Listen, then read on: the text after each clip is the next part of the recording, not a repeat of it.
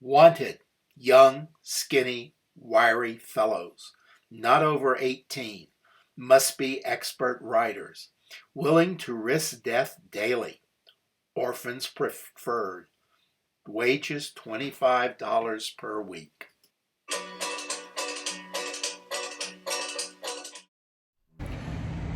That's what it took to be a Pony Express rider.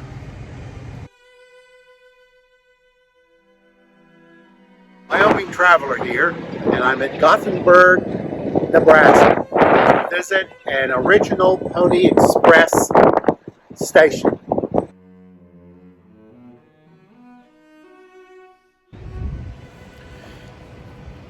Maybe no aspect of the Old West is more romanticized and glamorized by later generations than the Pony Express. This can be seen in books,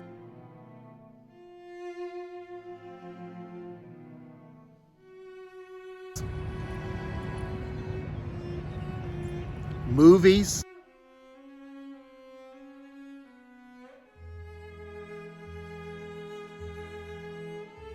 TV shows,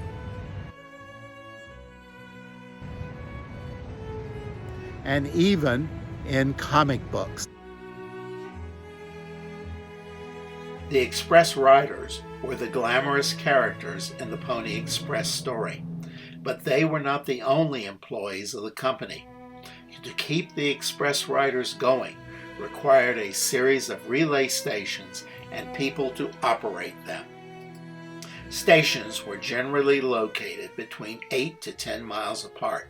The terrain and its effect on horse travel determined the number and the distance between stations. Stations that already existed for the stagecoach line were also used for the Pony Express. New stations were then added where needed.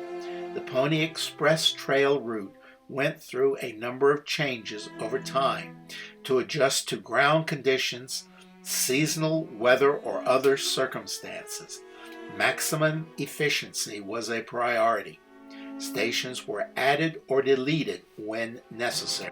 Station names often varied, and many stations had different names at any given time. Some were based on location, or the station master's name, or the distance from one point to another. Not much is known about the stations, but they were not built for comfort. Building material generally consisted of sod on the plains, timber in forested areas, stone or adobe on the deserts or dugouts carved in a hillside, and roof with freighted-in timber. One station was just a dried brush structure.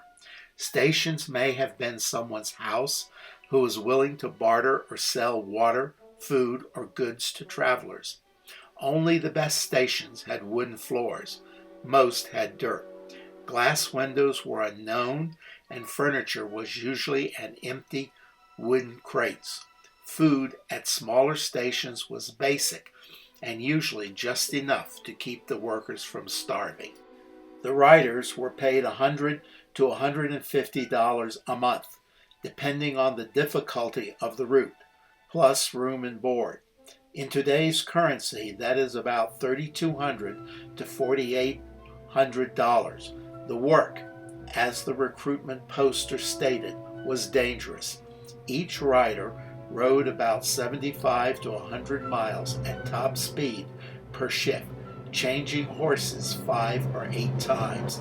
This arrangement allowed the mail to speed across the country in record time. This is the remains of one of the few Pony Express stations. And this one is not even in its original form. There were approximately 190 stations along the 1,840-mile route. The life of station keepers and stock tenders was not easy. They were the unsung heroes of the Pony Express. They kept the riders going. It was an isolated, primitive and dangerous life. Stations were attacked and the horses stolen. Stations were burned and keepers killed. More station workers were killed than riders. For this, station keepers were paid $50 a month plus room and board.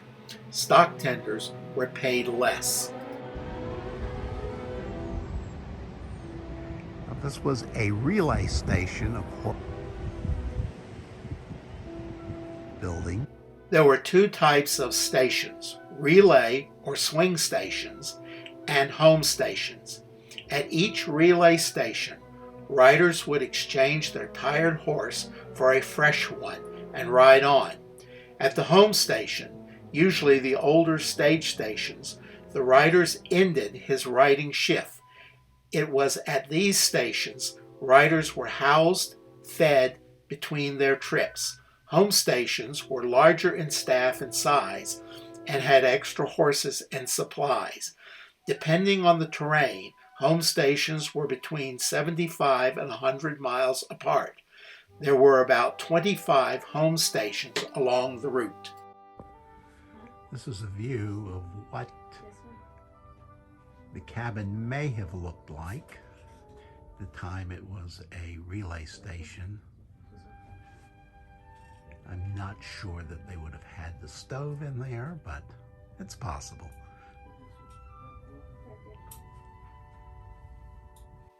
Each station was staffed by a station keeper and one or two helpers who took care of the livestock and did daily chores. Some stations were staffed by married couples. The station keeper had to order supplies, supervise the care of livestock, and make sure that horses were saddled and ready for the incoming rider. This station was moved from its original site, placed here in the park. And even still, you can see the romanticization. There was a nice green grass and flower pots. The station here in Gothenburg was known as the Sam Machete Station and was a relay station. The Sam Machete Station was built originally as a ranch house and fur trading post. It became a Pony Express relay station in 1860. The station originally stood a few miles away and had 2 stories with one side open. It was disassembled in 1931, log by log, and reassembled as a 1-story building at the park in Gothenburg. Few original stations remain today, and the site of many stations are just a ruin. The exact location of many stations is unknown. All that is known is the approximate location, which is often open to debate. The Pony Express operated from April 1860 to October 1861, only 18 months. Financial failure and technology advances were responsible for its end. The company went bankrupt. Operation costs of the Pony Express was greater than its income. The second and primary reason was the completion in 1861 of the transcontinental telegraph line. The legacy and history of the Pony Express live not only in Hollywood and fiction stories, but through the efforts of the National Park Service, the Bureau of Land Management, state and local historical organizations, and the National Pony Express Association.